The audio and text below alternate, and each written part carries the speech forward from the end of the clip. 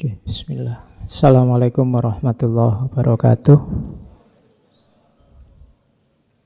Bismillahirrahmanirrahim. Alhamdulillahirabbil alamin. Assalatu wassalamu ala asyrafil anbiya'i wal mursalin sayyidina wa maulana Muhammadin wa ala alihi wa ashabihi wa man tabi'ahum bi ihsanin ila yaumiddin. Amma ba'du.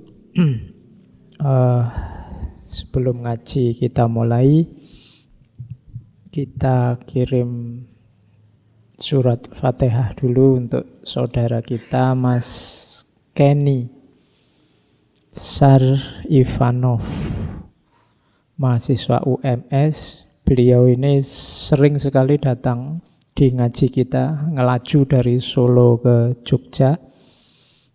Biasanya kalau sudah selesai minta foto sama saya di pojok sini. Oke. Kebetulan beliau mengalami kecelakaan. Mari kita kirim Fatihah untuk malam hari ini. Liridho'illahi ta'ala wa syafaati Rasulillah khususun ila ruhi ya akhina Kenny Sarifanov. Al-Fatihah. A'udzubillahi minasyaitonirrajim. Bismillahirrahmanirrahim. Alhamdulillahirabbil alamin. Arrahmanirrahim. Maliki yaumiddin. Iyyaka na'budu wa iyyaka nasta'in. Ihdinas syiratal mustaqim.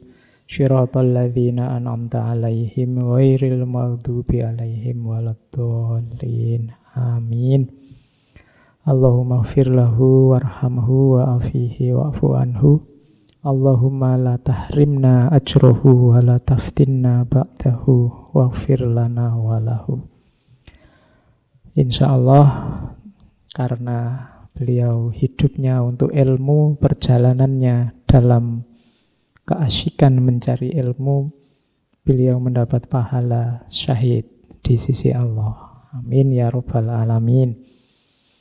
Untuk kita, kafa bil mauti wa'idhun. Minggu lalu bolak-balik kalimat ini saya ulang-ulang waktu kita belajar tentang Imam Hasan al-Basri. Minggu lalu juga saya sampaikan bahwa yang muda-muda tidak boleh juga merasa bahwa saya masih lama. Kita tidak tahu skenario apa yang digariskan oleh Allah untuk kehidupan kita. Oke, baik, kita mulai ngaji kita lanjutkan muhasabah akhir tahunnya. Minggu lalu ketemu Imam Hasan al-Basri, malam ini ketemu Imam Al-Haris Al-Muhasibi.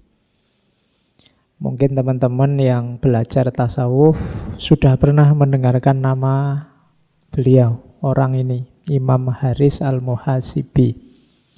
Beliau ini pamannya juga gurunya Imam Junaid Al-Baghdadi yang akan kita bahas minggu depan.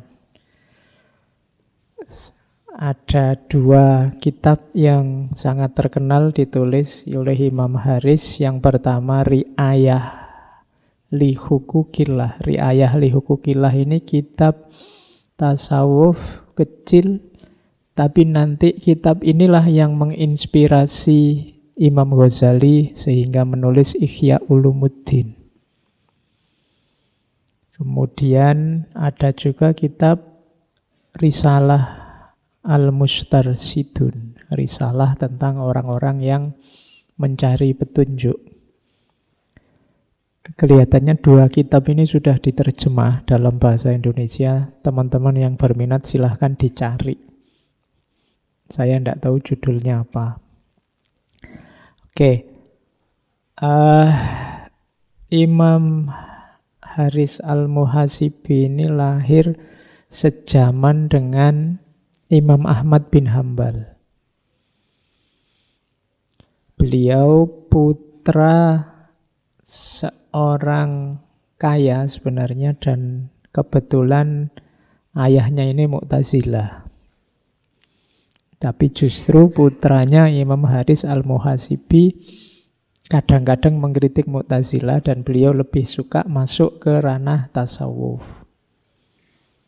Dan menurut ceritanya, Imam Haris Al-Muhasibi ini tidak mau mewarisi serupiah pun. Duit zaman itu bukan rupiah ya. Sedirham pun warisan dari orang tuanya dibagi-bagikan ke fakir miskin. Karena memang bukan karena apa-apa, beliau memang ingin hidup secara sederhana sebagaimana seorang sufi. Oke, kita langsung saja ya ke gagasan-gagasannya untuk latihan kita muhasabah. Digelari Al-Muhasibi karena memang yang sangat terkenal dari beliau ini muhasabahnya. Jadi seorang sufi yang sangat rajin bermuhasabah, sangat aktif bermuhasabah. Kalau kita baca kitab-kitabnya itu rasanya kita dipaksa untuk meneliti diri kita terus-menerus. Ri'ayah li hukukillah itu sebagian besar babnya isinya tentang riya. Pokoknya itu penyakit-penyakit hati. Jadi malam ini kita coba menggali seperti apa nasihat-nasihat beliau tentang muhasabah. Orang yang gelarnya saja sudah muhasabah, Haris Al-Muhasibi. Oke. Jadi beliau suatu ketika pernah mengatakan, telah berlalu waktu selama 3 tahun. Dan selama itu aku telah mendengar segala sesuatu dalam kepalaku. Kemudian telah berlalu pula masa 30 tahun, dan selama itu aku tidak pernah mendengar sesuatu kecuali dari Allah. Ini mengisyaratkan bahwa ada masa sekitar 30-an tahun beliau menuntut ilmu biasa, kemudian 30 tahun selanjutnya menempuh suluk dalam jalan tasawuf. Kalau masih menempuh ilmu biasa seperti kita, itu kan pikiran itu rame. Isinya macam-macam. Ilmu apa saja, wawasan apa saja, bunyinya banyak sekali di sini. Lihat HP gitu, bunyinya macam-macam. Mungkin kritik lah, mungkin heran lah, mungkin macam-macam. Lihat apa saja, kepala ini berkecamuk macam-macam. Tadi di depan ada berita tentang saudara kita yang meninggal, itu kan isi kepalamu macam-macam, segala macam hal keluar. Tapi begitu menjalani suluk, tidak tersisa apapun. Yang terdengar hanya suaranya Allah. Jadi kontrasnya di situ. Kalau pikiran masih ramai, masih isinya macam-macam, itu biasanya sumber ketidaktenangan kita, kegelisahan kita. Ketakutan-ketakutan akan masa lalu dan masa depan. Kerumitan-kerumitan cara pandang kita, itu ramai banget pikiran kita itu. Nah, kalau sudah suluk 30 tahun selanjutnya, kata Imam Muhasibi, aku sudah nggak mendengar apapun. Yang aku dengar hanya suaranya Allah. Yang ada di kepala yang tersisa hanya tinggal satu dan satu-satunya, yaitu Allah. Tidak tahu saya kita mengalami yang semacam ini apa enggak dalam hidup kita, tapi berusahalah. Berusahalah untuk menuju ilaihi roji'un yang sejati. Biar lebih ringan langkahmu, jangan terlalu sibuk dengan hal-hal yang tidak penting. Biar isinya nanti tersisa Allah saja. Apa tidak boleh berpikir, Pak? Kalau begitu boleh.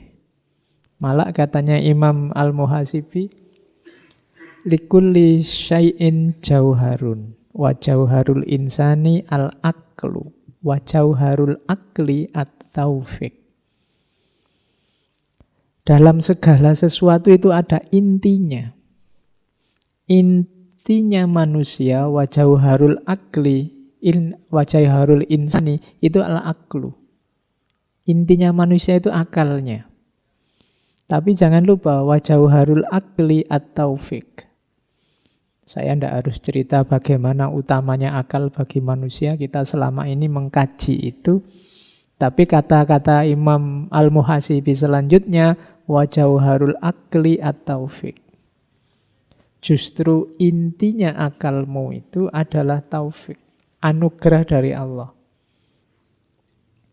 Jadi akalmu itu mencapai puncaknya, kalau katanya para filosof muslim, nanti silakan didengar lagi rekamannya. Kalau dia bisa mencapai akal yang mustafad. Akal mustafad itu akal yang nyambung langsung dengan sumber utamanya. Nyambung langsung dengan Allah. Karena betapapun segala pengetahuan, segala ilmu itu kan kuasanya Allah. Kalau Allah mengizinkan kita dapat ilmu, kalau tidak ya tidak dapat. Jadi intinya tetap pada taufik. Akal itu mungkin seperti komputer, kemudian taufik itu servernya. Kalau kita internetan kan data itu ada di server. Data itu bisa terpampang di komputer ini apa tidak kan tergantung servernya. Kalau servernya mengizinkan data masuk, dia bisa kelihatan di komputermu. Kalau tidak, ya enggak. Jadi, wajauharul akli itu, akal itu kayak komputer yang dapat suplai data dari Tuhan. At-taufik. Jadi, begitu ada kebaikan, begitu ada informasi, ada data, ada ilmu yang muncul di kepalamu, itu hakikatnya taufik. Wajauharul akli at-taufik. Maka kalau dikembalikan ke depan tadi, kalau akalmu sudah nyambung sama Allah, apalagi isinya hanya Allah, ya sudah. Kamu hidupnya sudah di dalam servernya. Tidak perlu capek-capek download setiap hari. Apa yang dibutuhkan ada. Itu yang oleh para sufi disebut makrifat nanti. Oke, ya ini kamu jadikan referensi dulu saja, siapa tahu kapan-kapan kamu nyampe level ini. Ya. Oke ya. Terus. Hatiku dipenuhi segudang ambisi yang segera sirna setelah mata hatiku melihatmu. Katanya Imam Muhasibi. Aku meninggalkan dunia dan agama manusia demi menyibukkan diri dalam mengingatmu. Wahai agama dan duniaku, orang yang aku dengki kini berubah iri. Aku menjadi tuan di dunia setelah menjadikanmu sebagai Tuhan. Maunya ya kembali ke Tuhan. Maksudnya apa? Waktu aku ambisius, punya cita-cita macam-macam, mungkin pengen jadi ulama besar, pengen kaya raya, pengen terkenal. Aku sibuk, aku capek luar biasa, aku banyak dengki pada orang lain. Jadi orang lain kok ada orang lebih pintar dariku, ada orang lebih kaya dariku, ada orang lebih terkenal dariku, membuatku dengki. Tapi begitu aku berpaling hanya pada Allah, sudah aku tidak mikir apa-apa lagi, hanya sibuk dengan Allah. Sekarang terbalik, justru orang lain yang iri padaku. Dulu waktu aku dicengkram oleh ambisiku, aku jadi budak. Tapi begitu aku memposisikan diri jadi budak di depan Tuhan, sekarang justru aku jadi tuan. Jadi ini kalimat puitis dari Imam Hasan Al-Basri. Oh, aku menjadi tuan di dunia setelah menjadikanmu sebagai tuan. Caranya apa? Meninggalkan dunia dan agama manusia. Agama itu jalan hidup manusia. Demi menyibukkan diri dalam mengingatmu. Nah, ini bahan kita muhasabah ya. Kita sibuk dengan Allah itu berapa persen dalam hidup kita dalam sehari. Ini kita lanjutkan lagi. Sebelum muhasabah. Ini juga seperti jauhar tadi. Rumus-rumus untuk kita sibuk dan dekat dengan Allah. Aslut to'ah al-warok. dasarnya ketaatan itu warok. Warok itu kemampuan jiwamu untuk menjaga diri dan menghindar dari hal-hal yang tercela. Itu warok. Kenapa sih kok ndak mau nonton film, Mas? Kan filmnya bukan film saru. Ndak aku itu mudah tergoda. Daripada nanti aku tergoda, ndak usahlah. Itu namanya warok. Mbok jalan bareng aku sini loh, ndak apa-apa jejer. Kan kita temen, ndak apa-apa tuh. Ya ndak apa-apa, cuma aku itu normal. Kadang-kadang khilaf juga. Jadi daripada ada apa-apa, mending ndak usah lah. Itu namanya warok. Kemampuan menjaga diri. Ayo Mas ini loh, ikut debat, ikut diskusi, rame ini, seru, ndak apa-apa, buat seru-seruan aja. Ndak, aku itu ndak kuatan. Kalau sudah debat terus marah. Kalau sudah marah aku ndak kontrol. Eman-eman lah, lebih baik ndak usah lah. Wong ya ndak terlalu penting temanya untuk hidupku. Itu namanya warok. Kemampuan menjaga diri. Untuk yang hal-hal yang mungkin membuatmu jatuh dalam hal yang tercela atau dosa. Ya meskipun mungkin juga tidak. Tapi kamu milih menghindar. Itu namanya warok. Dan ini perlu dilatih. Karena manusia itu kecenderungannya ingin pamer, kecenderungannya ingin menang dari yang lain, kecenderungannya ingin lebih dari yang lain. Dan kecenderungannya ingin juga selalu yang enak-enak. Nah, itu biasanya menipiskan warok ini. Padahal ketaatan itu dasarnya adalah warok. Kita patuh pada Allah tapi tidak punya daya warok, itu biasanya ya agak berat. Kita menuju kesempurnaannya amal. Nah, wa aslul waro'i at-taqwa. Dasarnya warok itu apa? Taqwa. Definisi paling gampang takwa itu kadang orang mengartikannya takutlah pada Allah. Jalankan perintahnya, jauhi larangannya. Jadi untuk bisa ketaatan kita sempurna butuh warok. Untuk bisa warok butuh takwa. Wa aslu takwa muhasabatun nafas. Untuk ketakwaan kita bagus, sempurna, muhasabatun nafas. Muhasabah, menilai diri. Mengevaluasi diri. Latihan jadi malaikat rokib sama atid untuk dirimu sendiri. Kamu bikin buku jajal ya, cari kertas itu kamu bagi 2, terus hari ini, hari Rebo tanggal sekian, pahala di kolom kanan, dosa di kolom kiri. Hari ini aku dapat pahala apa ya? Kira-kira dosaku apa jajal ya? Nyaingi malaikat ya.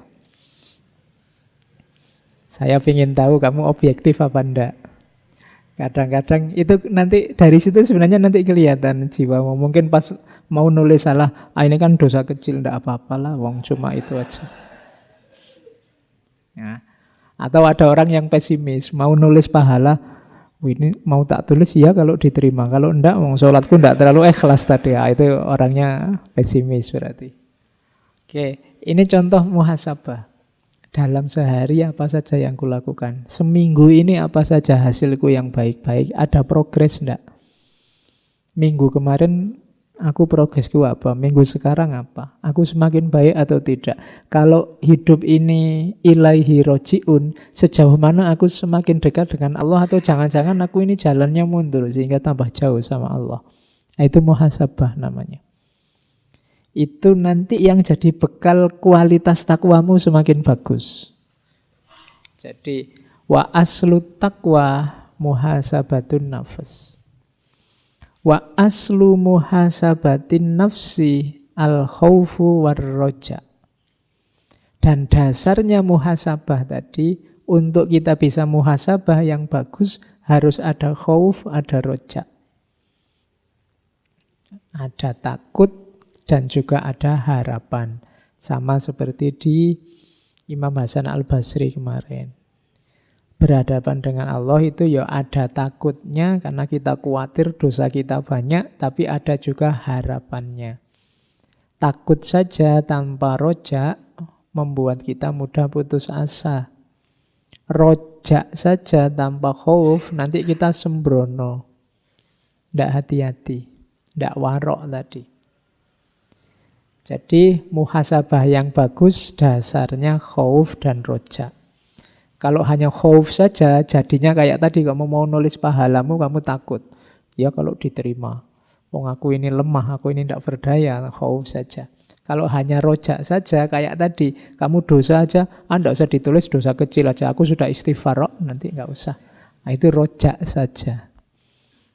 Harus imbang, ada khaufnya, ada rojaknya.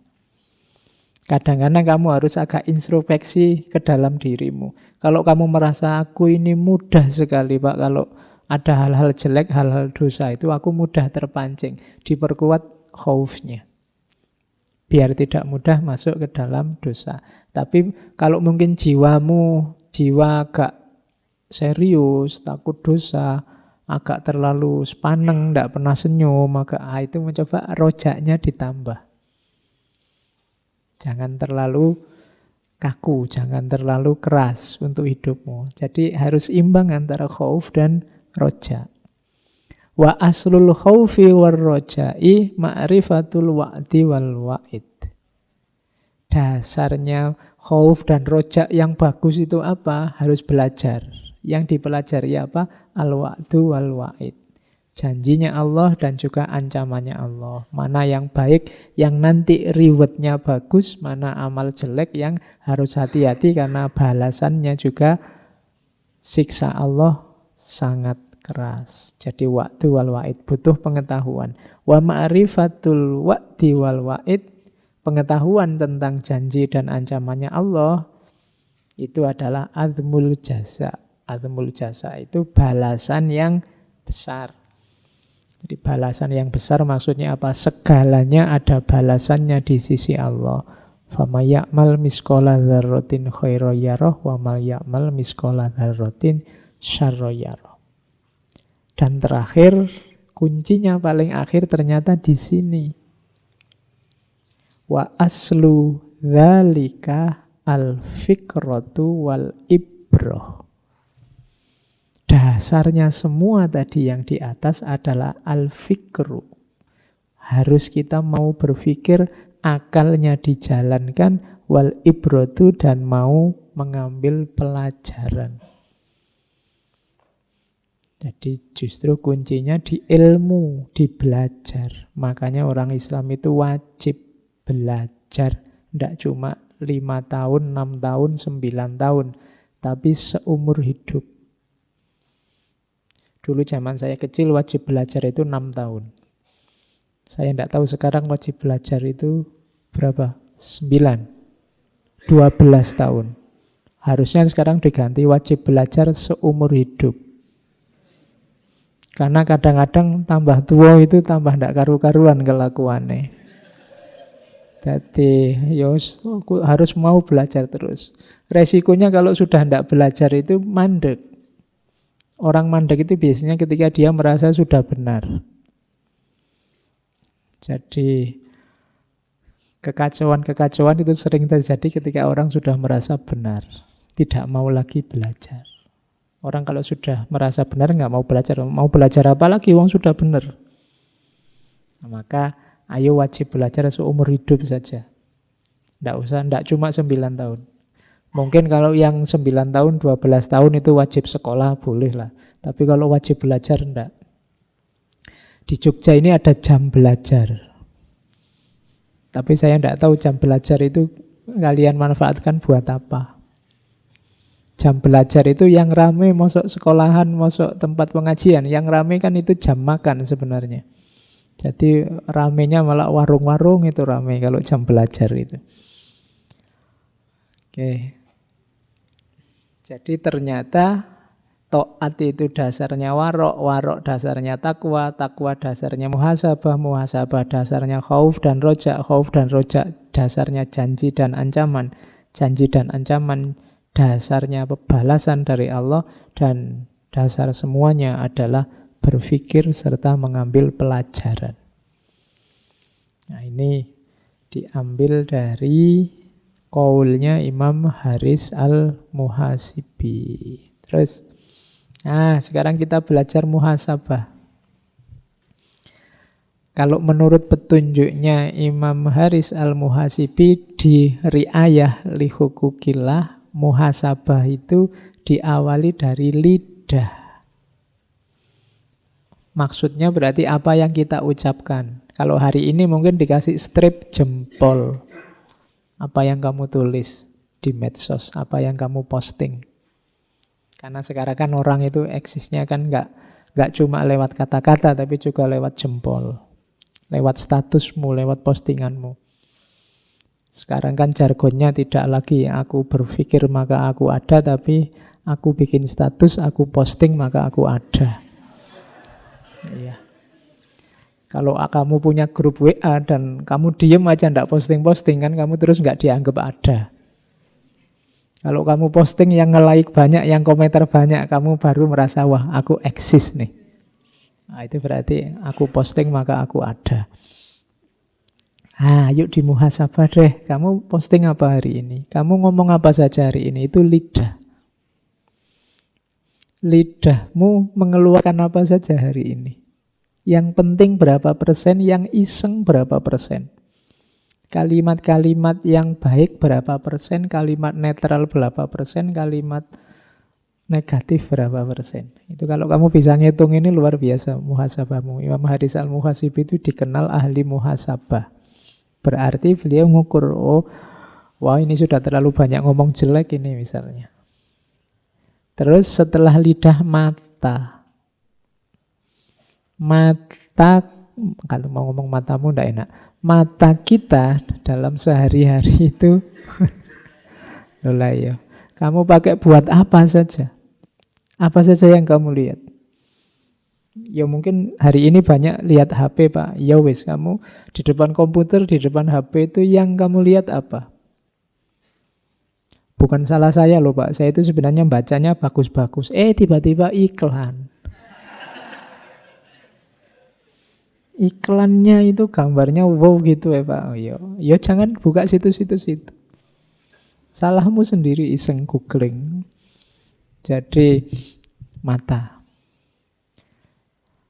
Kalau kan ada pepatah yang masyhur itu laka al-ula. Jadi kalau engkau jatahmu cuma lihat yang pertama. Tapi kalau yang kedua dan seterusnya itu tidak boleh. Kalau lihat yang gitu-gitu itu sekilas saja yang pertama. Astagfirullah terus paling ke sana. Tidak boleh diulang. Kalau diulang sudah dosa. Biar nggak ngulang lihatnya yang lama. Ini masih yang pertama loh Pak, belum ngulang. Oke, itu strategimu itu. Terus telinga. Telingamu mendengarkan apa saja, itu kamu yang tahu lah ya. Kemudian tanganmu, apa yang kamu lakukan dengan tanganmu. Terus kakimu, perutmu. Perut itu berarti apa yang kamu masukkan. Berani menjaminkah yang kamu masukkan halal? Berani menjaminkah yang kamu masukkan baik dalam perutmu? Terus kemaluan. Saya tidak tahu sudah fungsi apa belum yang punya kalian yang belum nikah. Tapi hati-hati, orang sering terjebak di kemaluan itu, wadaknya itu tapi isinya kan nafsu. Sejauh mana kamu bisa mengontrol itu nanti menentukan nasibmu. Lahirnya itu. Oke, nilailah ini sampai rapotnya tidak merah. Apakah itu lidah, mata, telinga, dan macam-macam. Berarti fisikmu positif. Kalau sudah fisikmu positif, muhasabah level 2. Tanyakan tujuannya. Kebaikan yang kamu lakukan itu untuk mencari ridhonya Allah atau ada pamrih lain? Mulutmu yang baik, perilakumu yang baik, kamu mendengarkan yang baik-baik, kamu jaga benar perut kemaluanmu. Itu demi ridhonya Allah, ada pamrihnya enggak? Ada tujuan yang lain enggak? Jangan-jangan untuk tujuan-tujuan selain Allah. Pak, saya sekarang rajin tahajud, rajin puasa Senin Kemis, Pak. Kenapa? Baru daftar CPNS. Iya, ada pamrihnya kemarin-kemana aja. Jadi coba dicek, Ada pamrih-pamrih dunia enggak? Saya sekarang rajin sholat duha, Pak. Kenapa? Lu sholat duha itu katanya rezekinya lancar, Pak. Ya enggak masalah, tapi enggak masalah dengan Tuhannya, tapi targetnya kok itu. Jadi muhasabah level 2, ayo dicermati. Kebaikan-kebaikan yang kamu lakukan itu mencari ridhonya Allah apa tidak? Kalau lulus di level 2 ini, masuk ke level 3. Kamu kan tadi sudah baik, lahirmu, batinmu juga baik ternyata. Kamu mencari ridhonya Allah. Tapi sekarang coba tanya, kamu bangga enggak dengan dirimu? Kan kadang-kadang, wah alhamdulillah Pak, itu kan pernyataan kebanggaan diri. Saya sekarang sudah level saya sudah tinggi Pak. Saya hanya Allah yang saya cari ridhonya. Kamu tidak sadar begitu kamu mengklaim bahwa levelmu sudah tinggi, kamu tidak kayak yang lain, kamu sudah tidak punya pamrih. Sebenarnya menunjukkan bahwa kamu sedang jatuh lagi. Jadi ini level naik satu level, tanyakan kamu bangga tidak karena sudah melakukan jasadmu baik, rohanimu juga baik. Kalau ada kebanggaan-kebanggaan itu, kamu masih batinnya masih perlu diperbaiki.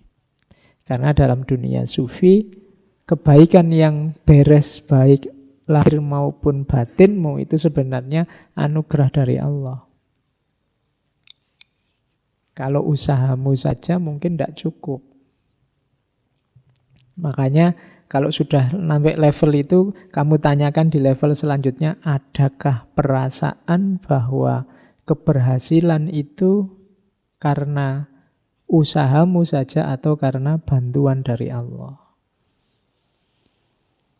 Kalau sudah beres semuanya, termasuk apakah motivasi itu hanya Allah saja beres, hati-hati dengan yang terakhir itu. Apakah semua itu membuatmu merasa mulia?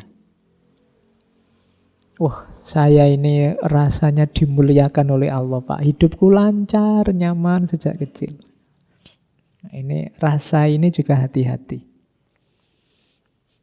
Saya ini sekarang derajat saya kelihatannya sudah lebih tinggi Pak dari kemarin. Itu hati-hati.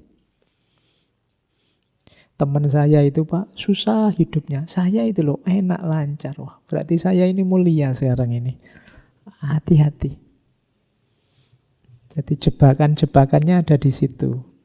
Jadi ini jadikan rumus untuk muhasabah. Coba dicek mulai fisik satu-satu. Kalau beres semua ditanyakan, ini hanya untuk Allah saja atau tidak? Kalau sudah beres, coba tanyakan lagi, kamu bangga enggak dengan yang kamu lakukan? Merasa itu hasilmu sendiri atau anugerah dari Allah? Kalau ini sudah beres, enggak kok, saya itu enggak kuasa apa-apa, Allah yang menolong. Kamu merasa besar, merasa penting, merasa mulia enggak? Dengan makommu yang semacam itu. Begitu ada rasa itu, ya kalau pertandingan kamu kena diskualifikasi. Tidak jadi mulia di depan Allah. Ini namanya muhasabah. Mungkin kita tidak bisa sampai level tinggi, ya pelan-pelan. Sampai level 1 saja luar biasa sudah. Lidah terjaga, mata terjaga, telinga terjaga.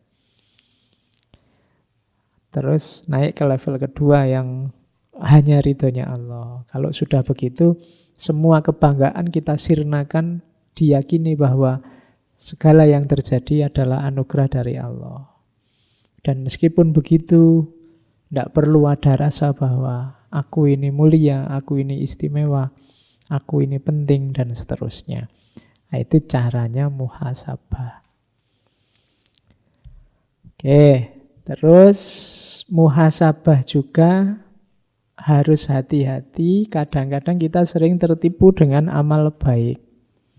Amal baik juga katanya Imam Haris Al-Muhasibi harus ngerti porsi dan proporsinya.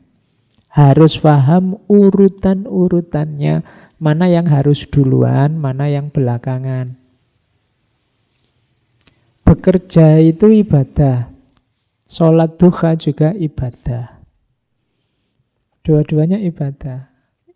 Mana yang harus didahulukan, mana yang harus dibelakangkan. Dibelakangkan bukan berarti ditinggal. Kalau pas lagi rame-ramenya pekerjaan, misalnya kalian buka toko kok waktunya sholat duha, kok pelanggan pada datang semua, terus ya jangan ditutup tokonya, saya sholat duha dulu lah. Itu salah prioritas.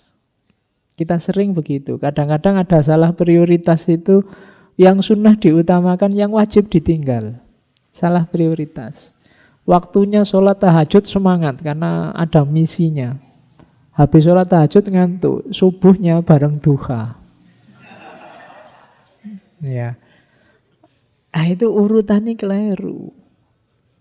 Kalau puasa Ramadan rasanya kayak formalitas, tidak ada rasanya. Tapi setelah Ramadan puasa sunnahnya dikuati serius. Kebalik, harusnya di Ramadan ini kita serius. Di sana fadilahnya macam-macam. Nah, ini namanya urutan amal. Hati-hati. Orang sering tertipu di sini. Di antara godaannya setan, katanya Imam Haris Al-Muhasibi, itu kita dibolak-balik urutan amalnya. Jadi kebaikannya. Saya seminggu yang lalu ada cerita. Saya tidak tahu pastinya gimana. Jadi ada teman-teman mahasiswa yang sedang sholat. Kebetulan yang depan jadi imam, terus ambruk tempat sholatnya. Jadi imamnya ini kejeblos ke bawah, kebetulan yang bawah ini sumur. Ya ada cerita itu kan. Saya tidak tahu pastinya, tapi ada cerita.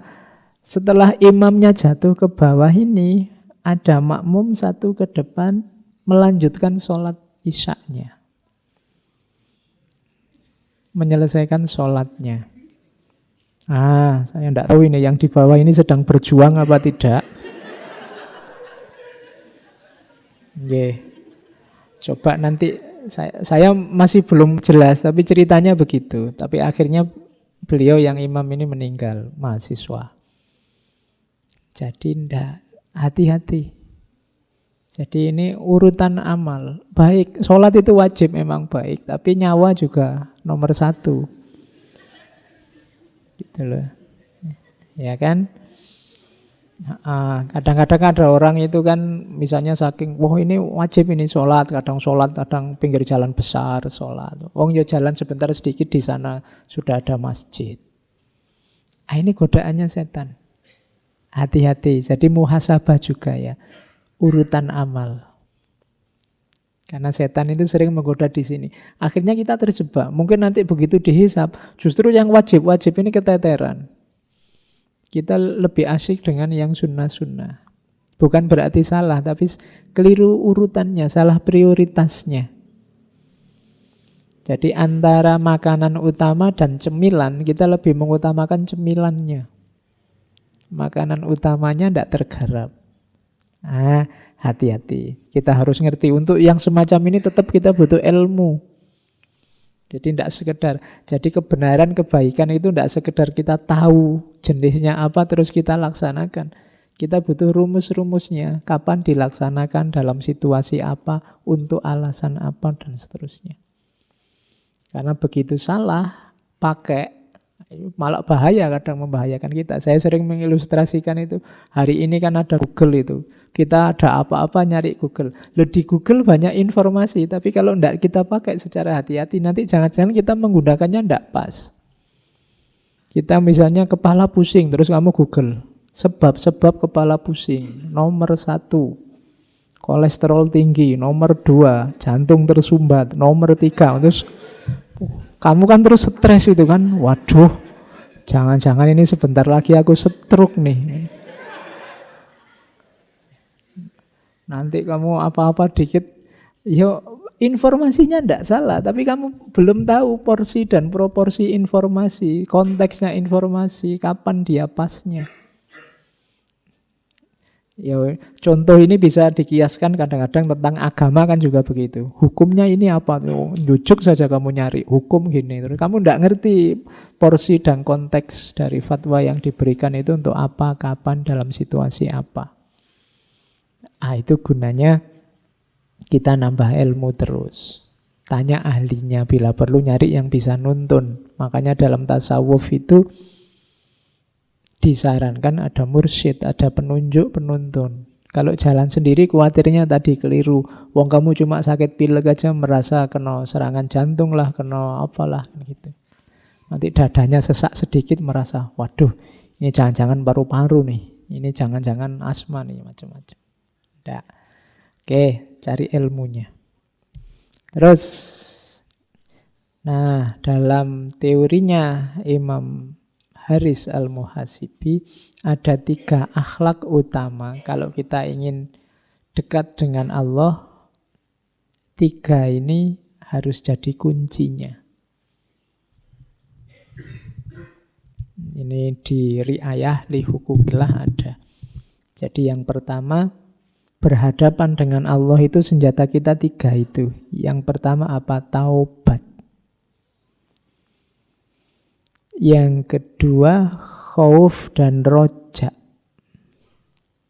Yang ketiga, muraqabah.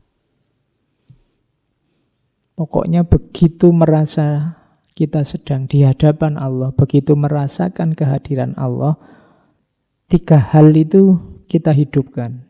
Kita bertaubat, mohon ampun atas semua kesalahan, semua dosa kita. Kita hidupkan lagi khauf dan roja. Kita takut akan segala kekeliruan, kesalahan kita, sambil kita berharap rahmatnya, berharap anugerahnya. Kemudian yang ketiga apa? Muraqabah. Jadi muraqabah itu merasakan kedekatan, merasakan kehadirannya selalu. Cirinya apa muraqabah kita itu sukses? 3 katanya Imam Haris Al-Muhasibi. Yang pertama malu pada Allah, yang kedua selalu mengagungkannya, dan yang ketiga mengutamakannya. Kalau dalam diri kita selalu merasakan Allah hadir dan dekat, yang pertama pasti malu. Malu itu kalau mau melakukan yang jelek-jelek, yang aneh-aneh itu malu. Jadi Allah hadir. Mungkin kamu sedang berkaca sendirian di rumah, habis mandi nyanyi-nyanyi di depan kaca, terus wah malu aku kalau dilihat Allah. Itu contoh paling gampang. Malu itu begitu. Kalau ketahuan orang tuamu begitu kamu nyanyi-nyanyi kan langsung berhenti. Kenapa? Malu. Nah, mau melakukan apapun, kalau diiringi kesadaran bahwa Allah itu hadir karena muraqabah kita sukses, itu biasanya kita akan terjaga dari hal-hal yang jelek. Begitu mau mesuh, sudah bilang oh enggak enak ya, astagfirullahaladzim. Kenapa? Kamu sadar bahwa Allah hadir. Wah, ada Allah nih, jadi enggak enak kita. Malu itu berarti apa? Sukses muraqabahnya. Yang kedua mengagungkannya itu pasti. Kesadaran Allah hadir itu akan Allah yang Maha Kuasa, Allah yang menguasai segalanya. Dan yang ketiga mengutamakannya. Mengutamakannya itu kamu mau melakukan sesuatu. Ketika kamu tahu Allah tidak suka ini, Allah tidak ridho ini, sudahlah, kuutamakan Allah saja. Mungkin kamu ujian akhir, sekarang kan masanya ujian akhir. Temanmu bawa contekan kok yo pas. Kamu bisa sambil ngelirik saja kelihatan jawabannya misalnya sebelahmu. Begitu kamu mau nyontek, Allah tidak suka yang kayak gini. Malu aku kalau dilihat Allah. Kuutamakan Allah saja. Itu berarti muraqabahnya sukses. Tapi kalau rasa semacam itu tidak muncul, alhamdulillah Pak, rezeki jangan ditolak. Ya, berarti kamu tidak malu sama Allah. Wong ketahuan manusia aja berbuat jelek kan kita malunya luar biasa, apalagi Allah. Makanya katanya Rasulullah itu al-ismu mahaka fi sodrika wa karihta ayatolia alaihinnas. Dosa itu biasanya ciri gampang antara lain kalau orang tahu kamu malu, kamu tidak suka. Itu berarti dosa. Apapun yang kamu lakukan, kalau orang tahu kamu malu, kemungkinan besar itu dosa. Terserahlah kamu ngerti sendiri dalam hidupmu apa. Yang itu kalau ketahuan orang kamu malu, itu kemungkinan besar dosa. Jadi akhlak terhadap Allah itu isinya taubat, kesadaran untuk tiap hari mengistighfari dosa-dosa kita, khauf dan roja, dan juga muraqabah. Kesadaran akan kedekatan dengan Allah. Oke, terus saya bilang tadi riya ya. Riya itu bagian paling panjang dalam kitab riayah. Saya tidak bawa banyak, silakan teman-teman baca sendiri kitabnya. Dalam bahasa Arab boleh, bahasa Indonesia terjemahnya silakan dicari. Ada riya besar, riya kecil. Riya itu pamer itu loh, bukan riya kalau kamu flu itu. Riya, jadi riya itu ibadah ingin dipuji. Jadi ingin orang lain melihat kemudian kagum. Itu riya, sengaja pamer. Ya mirip-mirip kalau kamu sedang narsis pingin selfie terus kamu share. Padahal itu sudah diolah dengan program apa di HP-mu. Terus wah kamu tambah putih ya, terus kamu seneng. Pingin pamer, itu sejenis itu. Cuma ini ibadah. Ya. Jadi ingin memamerkan keutamaanmu. Sebenarnya orang cuma tanya yang bisa dijawab dengan satu kata saja. Tapi karena kamu ingin pamer keluasan ilmumu, kamu jawabnya setengah jam. Ini ya Pak, menurut ulama ini, itu sebenarnya begini. Tapi beda sama ulama ini. Itu orangnya sampai pusing lah, terus gimana Mas? Ya pokoknya ada nuansa pamernya. Jadi hati-hati. Ada riak besar, riak kecil. Kalau yang riak besar itu ya memang cuma pamer itu tujuannya. Tidak ada yang lain. Jadi kalau riak kecil tujuannya yo pamer, yo pahala sebenarnya. Saya ingin cari pahala kok Pak. Tapi kalau dipuji ya suka juga sebenarnya. Itu riak kecil. Jadi kalau tidak dipuji terus jadinya males. Mas diminta baca Al-Quran itu. Yang mendengarkan berapa orang? Wah itu alamat itu sudah. Pak diminta jadi pembicara Pak. Pesertanya berapa? Orang seperti apa? Itu berarti ada tendensi ingin pamer. Jadi hati-hati dengan riak besar termasuk riak kecil. Riak kecil itu Imam Haris disebut juga syirik kecil. Berarti riak besar itu ya syirik. Tujuannya bukan Allah lagi. Tapi manusia, pujian, hanya ingin dipuji. Hati-hati karena kita punya tendensi ini. Setiap manusia itu punya daya narsisnya masing-masing. Tidak ada orang yang dipuji tidak senang itu. Meskipun gayanya Allah apa sih aku ini kan gitu. Tapi apa sih aku ini tuh nadanya memang nada ingin dipuji. Aku ini bukan apa-apa kok. Kuliah itu ya nilaiku A semua. Kemudian kan sering begitu. Nah, itu podo wae itu janjane ya pamer. Ya kan? Saya itu prihatin, Pak, IP saya turun, Pak. Berapa sekarang? 3,9. Ya wis. Oh, itu turun toh. Iya, karena kemarin 4, sekian misalnya. Oke. Jadi hati-hati dengan riak. Minggu lalu saya ceritakan kadang-kadang riak ini munculnya sangat halus. Kadang-kadang orang itu kelihatannya seperti merendah-rendahkan dirinya, tapi dengan merendahkan dirinya itu dia sebenarnya ingin diunggulkan. Kadang-kadang kamu ingin, wah sudah sadar anak ini kamu ingin dianggap sadar. Wah anak ini sudah tobat rasanya. Kamu ingin dianggap sudah tobat. Sudah hijrah nih sekarang. Nah, antara lain begitu. Hati-hati. Dan karena urusan hati itu lebih susah ngontrolnya. Kalau sekedar fisik sih gampang. Hijrah, oh kemarin enggak pakai jubah, sekarang pakai jubah. Oh, hijrah kamu. Nah, itu gampang kalau fisik. Tapi kalau batin susah. Kamu sendiri yang tahu. Itu ada tendensi riya atau tidak. Maka hati-hati. Terus, nah, apa ndak boleh kita beribadah karena ingin dicintai orang, tidak boleh. Itu namanya riya.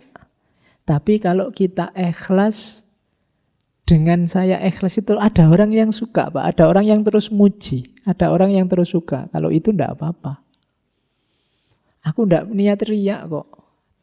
Tapi kok orang terus suka sendiri, muji sendiri. Kalau itu tidak masalah. Tapi pujian orang jangan jadi tujuan. Makanya tadi agak rumit ini, kita harus hati-hati. Pujian orang jadi tujuan itu kadang-kadang tidak di awal, tapi di akhir. Begitu tidak ada yang muji, terus semangat kita turun. Oh, berarti tujuannya orang. Ngaji, kok begitu pesertanya sedikit, terus males. Tidak jadi ngaji lah. Itu berarti tendensinya bukan Allah lagi. Jadi harus hati-hati. Jadi bukan berarti kalau dipuji orang itu pasti riya, enggak. Tapi hanya kalian yang tahu, itu tadi tujuannya Allah. Tapi terus mungkin karena memang kedekatan dengan Allah itu indah sehingga ada orang muji. Kalau ini tidak apa-apa. Tapi tujuanmu kalau hanya pujian itu, kalau itu riya. Kemudian yang kedua, ada lagi yang unik.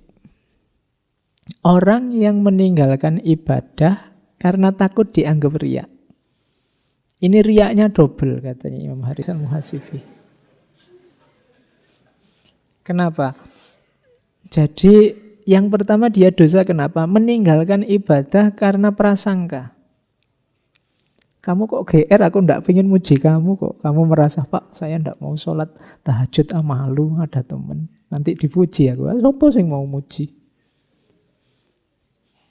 Jadi dosanya malah double. Kadang-kadang kan kita gitu. Aku biasanya sih puasa Senin Kemis, tapi ini lagi kayak gini banyak temen, aku malu mau puasa nanti dianggap anak soleh lagi. Itu. Jadi ini dosanya double kalau kayak gitu. Kamu boleh ndak puasa, tapi motifnya jangan karena manusianya. Karena pujiannya. Karena takut dianggap riyaknya. Jadi kekeliruannya dua. Jadi yang pertama meninggalkan ibadah yang jelas bermanfaat hanya karena prasangka. Itu kan tadi prasangka. Kamu takut dianggap riya, kamu takut dipuji, kamu takut dianggap anak soleh. Itu kan manusia. Yang kedua apa? Kamu berburuk sangka. Pada siapa? Pada orang lain. Wah, nanti aku dianggap riya lagi. Lu emangnya temanmu seanu itu? Jadi nganggap orang lain jelek. Jadi hati-hati. Boleh kok meninggalkan hal yang memang bisa ditinggalkan, tapi alasannya jangan manusia. Biasanya saya tahajud, Pak. Tapi sekarang saya tidak tahajud dulu. Kenapa? Capek saya anunya. Misalnya tidak apa-apa. Itu penting alasannya kan bukan karena takut tidak dipuji orang. Atau takut dianggap pamer. Kalau ada takut di situ, ya dosamu double. Karena sudah capek-capek merasa kamu baik karena takut dianggap riya, tapi malah dosa. Pokoknya motifnya jangan manusia.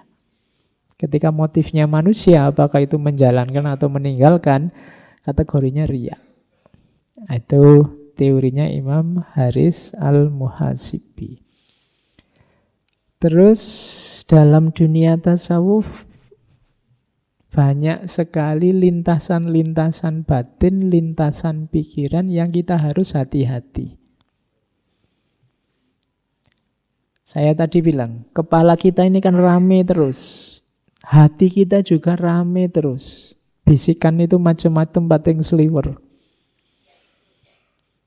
Mampir selalu, kadang kita tidak sadar, kadang kita sadar.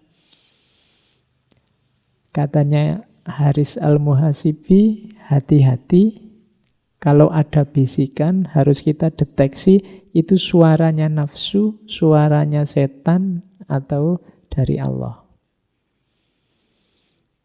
Jangan dicampur-campur. Kalau nafsu itu biasanya sifatnya godaan.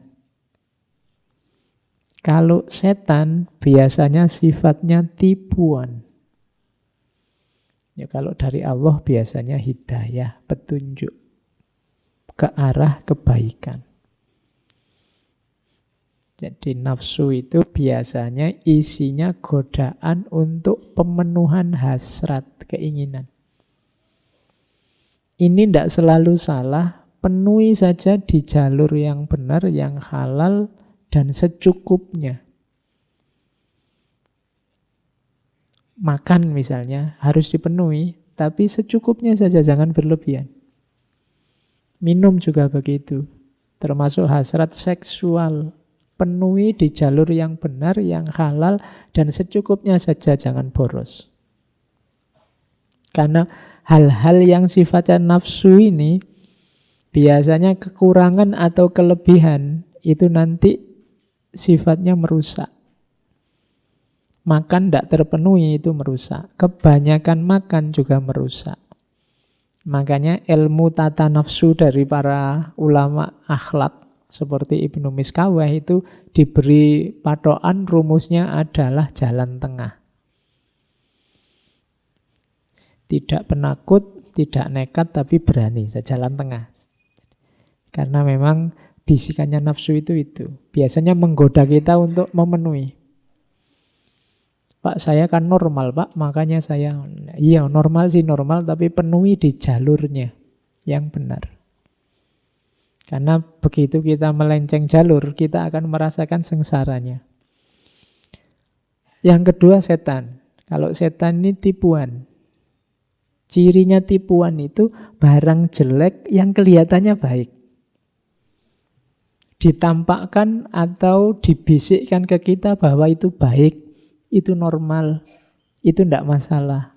Itu suara-suara semacam ini sumbernya dari setan. Tidak apa-apa, itu pacar-pacarmu sendiri. Kalian kan sudah saling cinta. Kan sudah janji sehidup semati. Tidak apa-apa sudah. Masa berapa tahun dapatnya cuma kirim salam sama titip WA misalnya. Ya nyarilah untung dikit-dikit misalnya. Itu bisikannya setan. Tidak apa-apa, kamu itu manusia yang normal kok. Kan lawan jenis toh berarti normal, tidak apa-apa. Lebih bahaya kalau sesama jenis. Nah, kalimat-kalimat kayak gini kalimat tipuan. Kalau ada temenmu kok menasehati begitu, berarti dia jenisnya. Iya. Jadi dia mencarikan dasar bahwa yang salah itu sebenarnya benar. Tidak apa-apa, nyontek aja. Kalau tidak nyontek, kamu nanti tidak lulus loh. Dosennya kejem itu, killer itu. Kalau tidak nyontek, kamu tidak lulus-lulus. Kalau kamu nyontek kan nanti nilaimu bagus. Birrul walidain itu. Orang tuamu senang, lu membahagiakan orang tua itu pahalanya besar loh. Yang kayak gini-gini jenisnya setan. Jadi hati-hati. Yang jelek-jelek ditampilkan sebagai baik. Perhatikan dan ikuti saja dengan serius lamhat bisikan-bisikan dari Tuhan. Itu di antara jalan komunikasi kita dengan Allah itu antara lain pengetahuan ilhamiah, hidayah kalau bahasa kita sering hari ini. Jadi ada kalimat selanjutnya, bisikan Tuhan itu sejalan dengan akal sehat, bisikan setan itu sejalan dengan hawa nafsu. Jadi rumusnya seperti tadi ya, kalau nafsu itu godaan, kalau setan itu tipuan, kalau Allah, kalau Tuhan itu hidayah, mengarahkan untuk keridhaan dan kebahagiaan. Oke, selanjutnya pelajaran tentang zuhud dan warok. Tadi sudah saya jelaskan sedikit ya. Ini saya bawa yang bahasa Arabnya biar ngajinya sah. Apa bedanya zuhud sama warok? Kalau zuhud itu tarkud dunya ma'adzikriha sifatus zahidin. Jadi meninggalkan dunia, tapi tetap ingat, itu namanya zuhud. Sebenarnya aku sayang sekali sama HP ini, tapi HP ini menggangguku untuk mendekat ke Allah ya. maka HP ini tidak terlalu kuperhatikan lagi, aku cuekin, meskipun aku masih sayang. Ini mentalitas orang zuhud. Watarkuha ma'anisyaniha, tapi meninggalkan dunia sambil melupakannya, sudah aku lupakan sama sekali, aku tidak ingat. Sifatul arifin, itu orang-orang arif. Orang arif, orang yang sudah makrifat. Orang yang sudah paham, sudah ngerti tentang kesejatian, termasuk kesejatiannya dunia. Jadi kalau orang zuhud itu meninggalkan dunia tapi masih ingat sebenarnya dia tentang dunia, Mas. Masih ada keterikatan tapi dia berjuang untuk lepas dan bisa lepas meskipun masih ingat. Tapi kalau orang arif itu lupa sama sekali. Kalau kamu punya mantan dan masih terbayang-bayang, padahal sudah tidak bisa nyambung lagi, itu zuhud. Tapi kalau kamu punya mantan sudah lupa sama sekali, mungkin karena ada gantinya yang lebih cakep, itu sudah arif. Tentang mantan itu tadi, jadi sudah tidak ingat lagi. Kita dulu mantan loh. Oh iya toh, kok lupa ya aku. Itu berarti kamu sudah golongannya orang arifin. Tapi kalau masih ingat, kita dulu mantan loh. Iya ya, waktu pisah aku nangis-nangis loh. Itu berarti orang zuhud. Oke, ilustrasinya begitu. Inna zuhda laisa fi ihdaril milkiyah al-fardiyah. Sesungguhnya zuhud itu bukan dalam hal ihdar, menghancurkan kepemilikan individu. Bukan berarti tidak punya apa-apa. Wah, orang ini rumahnya aja cuma bambu, bajunya cuma itu, berarti dia zuhud. Tidak, parameternya bukan itu.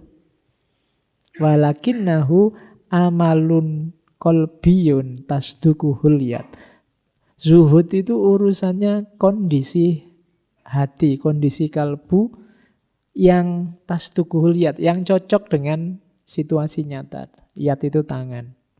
Dengan kehidupan sehari-hari. Jadi batin yang tidak terikat oleh dunia, tidak jatuh cinta dengan dunia. Makanya katanya Imam Haris Al-Mukasifi, fakam min fakirin harisun, wakam min ghaniyin zahidun. Berapa banyak orang-orang fakir tapi serakah terhadap dunia, ambisius. Dan berapa banyak orang kaya tapi dia zuhud, zahid. Seperti saya lupa dulu mungkin pernah cerita tentang muridnya Ibnu Arabi. Jadi satu ketika Ibnu Arabi ini punya murid yang juga jadi sufi, yang tinggalnya di tepi pantai jadi nelayan. Dia ini hidupnya hanya dari nelayan itu, cuma kalau dia dapat ikan, diambil tulangnya saja, dagingnya disodakohkan. Kehidupannya sangat zuhud.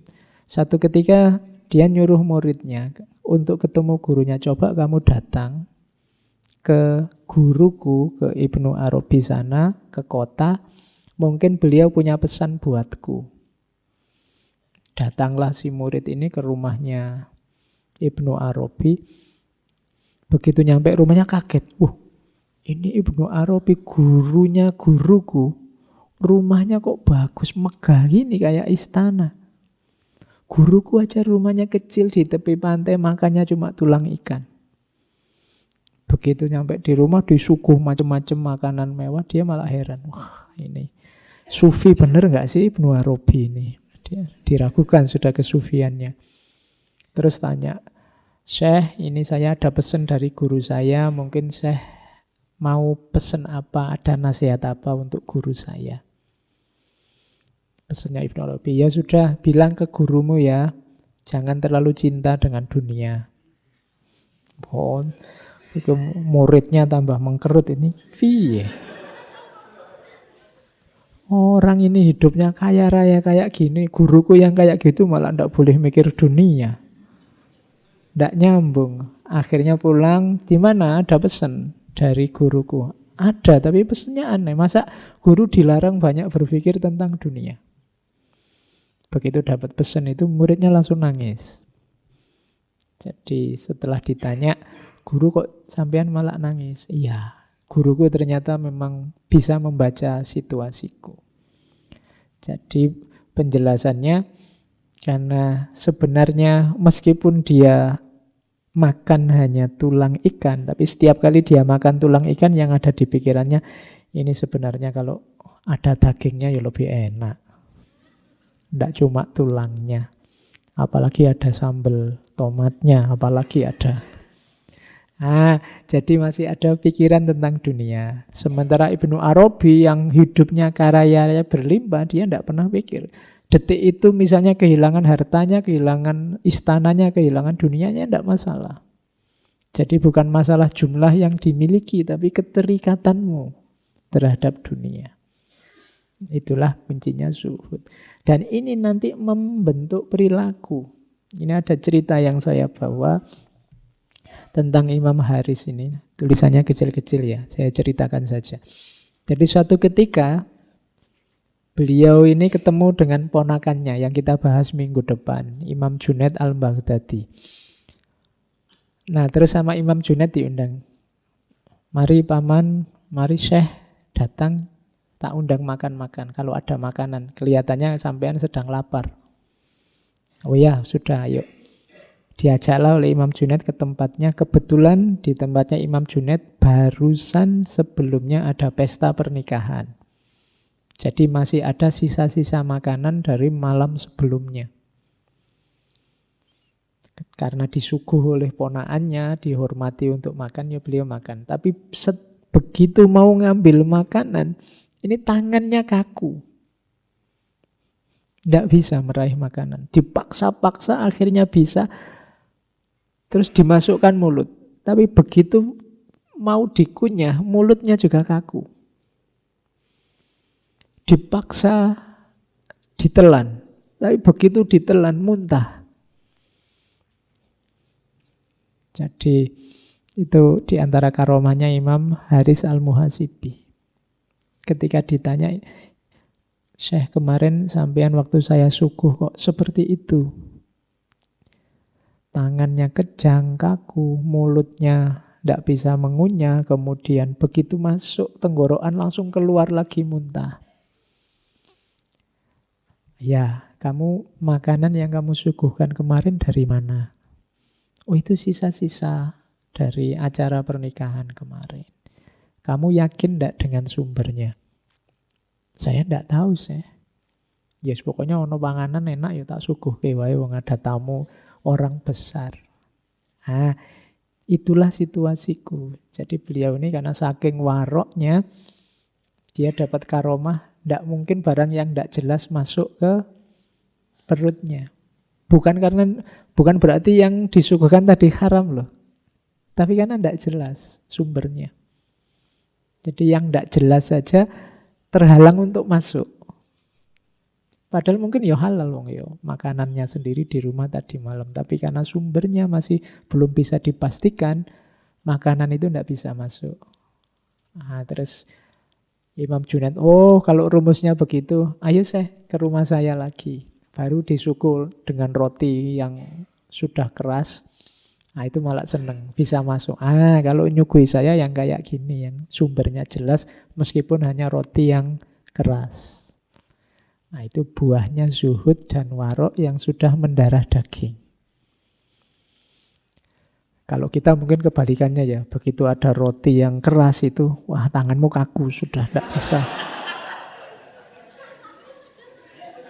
Tidak bisa masuk ini roti apa-apa ini. Begitu masuk langsung muntah. Kalau kita masih kebalikannya. Kalau Imam Haris malah yang enak-enak yang muntah. Oke. Nah, ini pembahasannya tentang cinta ilahiyah. Kalau tentang cinta ilahiyah, cinta pada Allah itu ada 3 lapisan. Lapisan pertama adalah mencintainya karena segala karunia dan nikmatnya. Ini juga jenisnya cinta, tapi cinta level pertama. Kamu dapat nikmat, kamu dapat karunia, kemudian kamu berterima kasih. Jadi cinta yang karena terima kasih. Belum sejati tapi juga sudah termasuk jenisnya cinta. Yang kedua, cinta karena melaksanakan perintah dan menjauhi larangan. Kalau ini cinta karena kewajiban. Wah, saya harus cinta ini sama Allah karena Allah Tuhanku, Allah adalah segalanya. Ini kewajiban. Kalau di waktu kita ngomong tentang mahabbah itu jenis cinta yang sebenarnya kekurangan passion.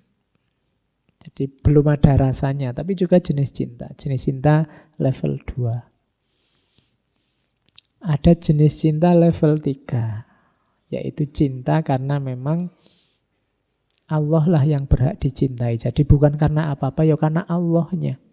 Karena engkau. Ini persis seperti syairnya Robiah Adawiyah. Jadi aku mencintaimu tidak karena apa-apa, karena engkau saja. Kalau yang kedua karena kewajiban. Wah, saya muslim yang baik, ya memang kewajibanku untuk melaksanakan perintahnya dan mencintainya. Kalau yang pertama ini kayak terima kasih. Oh, ini boleh kamu pakai teorinya untuk dalam hidup kita sehari-hari. Kadang-kadang kita susah membedakan antara terima kasih dan cinta. Wah, jasamu sangat banyak ini, tidak mungkin aku tidak cinta padamu. Sudah terlanjur ditraktir, sudah terlanjur antar jemput, sudah terlanjur. Itu mungkin rasa terima kasih sebenarnya, bukan cinta. Atau kewajiban. Wah, kita sudah terlanjur tunangan ini, sudah terlanjur menikah ini. Mau nggak mau harus cinta kan? Itu kewajiban. Tidak ada passionnya, hanya kewajiban saja. Ada yang ketiga karena memang di engkau. Bukan alasan macam-macam, ya hanya engkau saja. Cinta sama Allah juga begitu. Ada level-levelnya. Bukan terima kasih, bukan kewajiban, tapi hanya karena engkau saja. Tapi terima kasih pun ya tidak apa-apa. Itu satu step menuju cinta yang sejati. Kewajiban juga tidak apa-apa. Satu step menuju cinta yang sejati. Itulah cinta ilahiyah. Ini tentang khauf dan roja. Kesedihan. Kesedihan hidup kita juga ada levelnya ternyata. Kalau tadi cinta mungkin ini patah hati. Ada yang patah hati enggak di sini? Oke. Orang yang sering patah hati itu biasanya temennya banyak. Loh iya kan, dia nembak terus ditolak, kita temenan aja ya. Oh, tambah teman. Ya. Jadi biasanya kan itu enggak apa-apa, pokoknya cirinya patah hati itu. Oke. Nah, rasa sedih. Kenapa orang sedih? Kenapa orang patah hati? Yang pertama biasanya, ini level pertama. Karena hilangnya sesuatu yang sangat disenangi. Di level pertama. Ada level kedua. Sedih itu karena khawatir yang akan terjadi besok.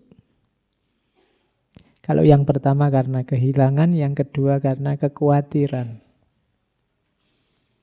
Kemudian yang ketiga, rasa sedih karena merindukan yang didambakan bisa tercapai, ternyata tidak tercapai. Ini yang patah hati tadi. Dan yang keempat, rasa sedih karena mengingat betapa kita sudah banyak menyimpang dari jalan ilaihi roji'un. Nah, manusia hidup pasti punya kesedihan-kesedihan. Coba diperhatikan mana yang kesedihan yang sering mengganggu dalam hidup kita. Katanya Imam Haris Al-Muhasibi, kalau bisa kesedihan yang keempat itu.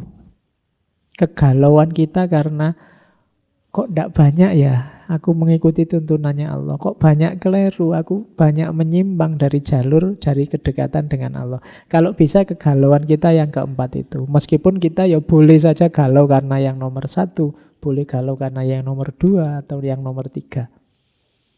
Tapi kalau bisa kesedihan kita karena itu. Selain itu tidak sedih, tidak apa-apa. Kayak Kanjeng Nabi itu waktu sedih karena dilempari oleh masyarakat Taif sampai berdarah-darah. Kemudian Nabi di sebuah kebun di bawah pohon bermunajat, ya Allah, aku ini memang hamba yang lemah. Kamu beri tugas, ini saja gagal, tidak sukses. Tapi aku tidak masalah dilempari batu, aku tidak masalah disakiti. Asal engkau tidak marah. In lam takun ghadbana alayya fala ubali. Tidak masalah ya Allah, aku ini sesengsara ini. Dilempari batu, dikejar-kejar. Yang aku khawatirkan hanya satu, semoga engkau tidak murka padaku. Jadi kesedihannya adalah kesedihan yang berhubungan dengan murka atau ridhonya Allah. Jadi diputus pacar juga tidak apa-apa, nembak ditolak juga tidak apa-apa. Ya Allah, aku berkali-kali ditembak, nembak ditolak, tidak masalah ya Allah. In lam takun ghadbana alayya fala ubali. Asal engkau tidak murka padaku ya Allah, tidak apa-apa wis. Oh, itu bisa kalian pakai jadi rumus. Jadi sumpekmu biar tidak berlarut-larut. Cinta ditolak asal engkau ridho padaku, tidak apa-apa ya Allah. Oh gitu loh, biar kamu tidak lama-lama nangisnya. Oke, jadi itu tentang kesedihan. Hati-hati dengan godaan setan yang menjerumuskan kita untuk putus asa. Ini sering terjadi karena kita merasa banyak dosa, karena kita merasa tidak dekat dengan Allah, akhirnya kita putus asa dari rahmatnya Allah. Kita merasa bahwa, wah berarti tidak mungkin. Tadi dari depan sampai ke belakang ngaji itu rasanya kok tidak ada yang aku sama sekali. Berarti aku ini sudah rendah sekali, berarti aku ini sudah jelek sekali. Terus kita hampir saja putus asa. Jangan salah, bisikan semacam itu dari setan juga. Hati-hati, tepislah katanya Imam Haris Al-Muhasibi, jawablah begini. Orang seperti aku sangat pantas merasa takut. Kalau bukan karena Tuhan menghendaki kebaikan untukku, Dia pasti tidak membuatku mengingatnya. Kalau tadi kita merasa, wah saya enggak semua yang depan itu Pak, berarti saya sangat jelek saya itu Pak. Lu enggak. Allah memberi kita kesempatan untuk belajar Imam Haris Al-Muhasibi, belajar yang nuntun kita untuk mengingat Allah. Berarti memang Allah mengarahkan kita untuk dekat dengannya. Jadi berarti ini kan semacam rezeki, ilmu itu kayak rezeki. Kita malam ini diberi rezeki wawasan-wawasan dari Imam Haris Al-Muhasibi tentang mengingatnya. Berarti Allah semacam mengingatkan kita, ingatlah aku. Berarti Allah masih peduli sama kita, maka kamu jangan putus asa. Jadi Allah masih mengingatkan kita, masih menunjukkan kita, masih menampakkan kita hal-hal yang utama, hal-hal yang baik. Berarti Allah masih berharap sama kita, jangan putus asa. Jangan mau dengan bisikan setan yang membuat kita putus asa. Karena takut akan siksanya, maka aku bertekad akan patuh dan tidak mendurhakainya. Betapa banyak dosa yang lebih besar dari dosaku yang Dia ampuni. Dan betapa banyak aib yang lebih hina dari aibku yang Dia tutupi. Jadi tidak usah putus asa, yang lebih parah darimu banyak. Yang aibnya lebih besar darimu banyak, tapi diampuni oleh Allah, ditutupi oleh Allah. Kalau kalian kan aibnya kecil-kecil, tapi jumlahnya saja yang banyak. Itu pun ditutupi oleh Allah. Berarti Allah masih sayang sama kita. Kalian kan yang lebih tahu rahasiamu yang ditutupi oleh Allah apa. Itu bukti bahwa Allah masih sayang padamu. Jangan putus asa. Buktinya apa? Aibmu masih ditutupi sampai detik ini. Aibku juga masih ditutupi. Kadang hanya kalian yang tahu, tidak ada orang lain yang tahu. Maka jangan putus asa. Berarti Allah masih sayang padamu, masih menginginkan kebaikan darimu. Nah, jadi tepislah bisikan-bisikan setan untuk putus asa. Oke, itu ajaran-ajaran utamanya.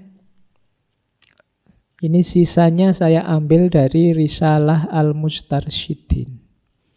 Karena banyak saya baca sekilas sekali-sekali saja, nanti bisa kalian copy, bisa kalian catat sendiri. Yang pertama, ini di Risalah Al-Mustarsyidin ya, saya kutip-kutip. Abu Bakar As-Siddiq radhiyallahu an berkata, saya maunya motong Arabnya tapi nanti lama, kalian juga kesulitan memahaminya. Bertakwalah pada Allah dengan menaatinya, dan taatilah Allah dengan bertakwa padanya. Cegahlah tanganmu dari menumpahkan darah kaum muslim, dan perutmu dari memakan harta mereka, dan lisanmu dari menyinggung perasaan mereka. Cegahlah, ini termasuk warok tadi, cegahlah. Kemudian introspeksilah dirimu dalam setiap lintasan pikiran. Hasibu anfusakum fi kulli lamha.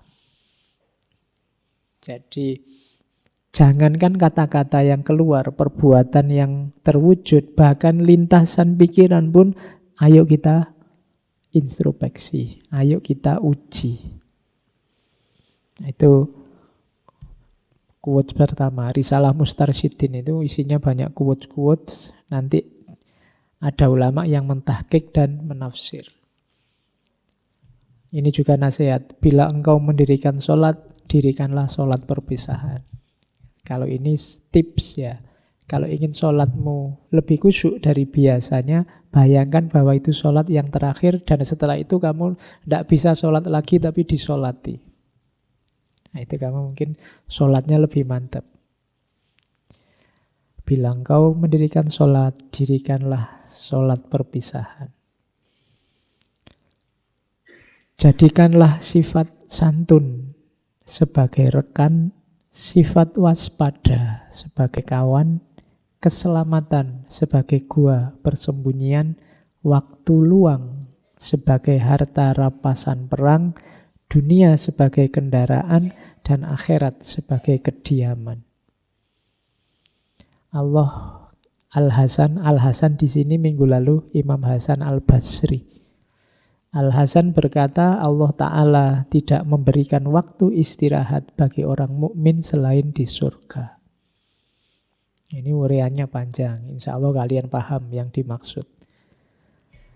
Terus ini sampai belakang tentang ilmu. Sebenarnya ratusan halaman saya ambil banyak tentang ilmu. Karena kita kan ada di jalan keilmuan. Ikatlah anggota tubuhmu dengan tali kendali ilmu. Gembalakan ambisimu dengan mengetahui betapa dekatnya Allah denganmu. Jadi yang bisa mengendalikan tubuh kita, diri kita itu ilmu. Yang bisa ngerem ambisi kita itu kesadaran bahwa Allah dekat. Berdilah di hadapannya layaknya seorang hamba yang memohon perlindungan, niscaya kau dapati dia penuh belas dan kasih sayang. Terus tinggalkan segala perbuatan yang pada akhirnya memaksamu beralasan. Dan jauhi segala kondisi yang membuatmu memaksa diri. Tindakan yang baik itu biasanya kamu tidak butuh alasan. Jawabannya ya di perbuatan itu sendiri. Sholat, puasa, menyantuni anak yatim, kerjasama dalam kebaikan, itu perbuatan-perbuatan yang tidak butuh alasan. Tapi perbuatan-perbuatan rusak, kacau, itu biasanya butuh alasan. Jadi kalau kamu rasa orang tanya padamu, mengapa kamu melakukan itu, terus kamu butuh jawaban panjang lebar, butuh alasan detail, mending kamu tinggal. Itu biasanya tidak beres. Tidak butuh dalih. Perbuatan baik itu bisa langsung dipahami. Kemudian segala ilmu yang tidak mengandung 3 hal hanya menambah bukti yang memberatkan si pemilik ilmu. Ketiga hal itu adalah, ini diperhatikan, buahnya ilmu harus 3 ini, katanya Imam Haris Al-Muhasibi. membuatmu berhenti menyakiti orang lain. Dengan cara menghentikan kesukaan. Maksudnya hasilnya ilmumu itu harus menggembirakan, harus kemanfaatan bagi orang lain, bukan menyakiti. Jadi keluar hasilnya adalah manfaat. Kalau ke dalam apa? Amal yang diiringi rasa takut pada Allah. Jadi setiap nambah ilmu, semakin dekat kamu sama Allah, semakin takut sama Allah. Itu berarti ilmumu manfaat. Yang ketiga, berbuat adil. Semakin tambah ilmu, semakin kau adil dan kasih sayang sama orang. Kok ilmunya nambah, semakin keras, semakin kaku, semakin tidak toleran, semakin tidak kasih sayang. Ada yang keliru dengan konstruksi keilmuan kita. Ketahuilah bahwa tidak ada perhiasan yang lebih indah dipakai daripada akal, dan tidak ada pakaian yang lebih indah dikenakan daripada ilmu. Perbarui tobatmu setiap waktu, bagilah umurmu dalam 3 waktu. 1 waktu untuk menuntut ilmu, 1 waktu untuk beramal, 1 waktu untuk memenuhi hak jiwa dan keperluanmu. Nah, itu nasihat juga. Ciri orang yang berhasil mencapai makrifat adalah dia memahami bahwa ilmu semakin bertambah dengan kehati-hatian, dan ilmu semakin banyak dengan keteladanan, karena semakin ilmunya tambah, semakin tambah rasa takutnya. Semakin amalnya tambah, semakin tambah kerendahan hatinya. Ini silahkan kalian syarah sendiri untuk konteks hidupmu. Ciri-ciri orang berilmu. Jika dia melihat, dia mengambil pelajaran. Jika dia diam, berarti dia berpikir. Jika dia bicara, berarti dia berzikir. Jika tidak diberi, dia bersabar. Jika diberi, dia bersyukur. Jika tertimpa musibah, dia mengucap innalillah. Jika dikatai bodoh, dia tidak marah. Jika mengetahui, dia rendah hati. Jika mengajar, dia berlaku lembut. Dan jika diminta, dia memberi. Inilah ciri ulama. Kalian kalau milih-milih ustadz, milih ulama hari ini, coba cek ciri-cirinya. Dia orang berilmu yang sejati apa tidak? Cirinya itu. Oke. Terus orang bodoh mengira orang berilmu itu pendiam atau gagap. Padahal hikmahnya lah yang membuatnya diam. Orang dungu mengira orang berilmu itu cerewet. Padahal nasihat demi Allah lah yang membuatnya bicara. Orang bodoh juga mengira orang berilmu itu hartawan. Padahal sikap menjaga kehormatanlah yang membuatnya tampak kaya. Jadi orang berilmu itu biasanya ada karakter namanya iffah. Iffah itu menjaga kehormatan. Meskipun tidak kaya, dia tidak akan minta-minta. Dia tidak akan serakah, tidak akan berhasrat pada dunia, pada pengumpulan harta. Maka sikap orang berilmu itu selalu sikapnya orang kaya. Dia tidak pernah mengeluh dengan kepemilikannya. Orang bodoh pun mengira orang berilmu itu miskin. Padahal kerendahan hatinya lah yang membuatnya tampak hina. Oke, ini anggapannya orang yang tidak ngerti tentang orang yang berilmu. Terus, akuilah bahwa Allah senantiasa berbuat baik kepadamu, mesti engkau melanggar perintahnya. Dia tidak marah terhadapmu, mesti engkau tidak mengingatnya. Dia menutupi aibmu, meski rasa malumu sangat kecil terhadapnya. Dan dia tidak membutuhkanmu sebenarnya, meskipun engkau sangat membutuhkannya. Ketahuilah bahwa terik matahari tiada guna bagi orang buta. Begitu juga yang menerima cahaya ilmu hanyalah orang yang bertakwa. Obat tidak berguna bagi orang mati. Begitu juga etika tidak bermanfaat bagi tukang berdalih, orang yang suka cari alasan. Hujan deras tidak berguna bagi bebatuan keras, begitu pula hikmah tidak akan berbuah di hati para pecinta dunia. Terakhir, ini cerita tentang sebelum Imam Haris Al-Muhasibi meninggal, beberapa menit sebelumnya beliau berbisik pada Ja'far bin Abi Saur, salah seorang sahabatnya yang saat itu duduk di sebelah beliau. Terus katanya Imam Haris, jika aku melihat sesuatu yang aku sukai, maka aku akan tersenyum kepadamu. Dan jika aku melihat sesuatu yang tidak aku sukai, kamu pasti akan melihat perubahan di mukaku. Kemudian akhirnya Ja'far berkata, Al-Muhasibi tersenyum sebelum meninggal dunia. Berarti beliau melihat sesuatu yang disukai. Nah, itulah kisah akhir hidupnya Imam Haris Al-Muhasibi, seorang sufi besar. Oke, saya kira itu ya malam hari ini tema muhasabah kita. Semoga ada manfaatnya. Minggu depan kita muhasabah yang terakhir bersama Imam Junaid Al-Baghdadi. Oke, dari saya sekian, kurang lebihnya mohon maaf. Wallahul muwafiq, wallahu a'lam bissawab. Wassalamualaikum warahmatullahi wabarakatuh.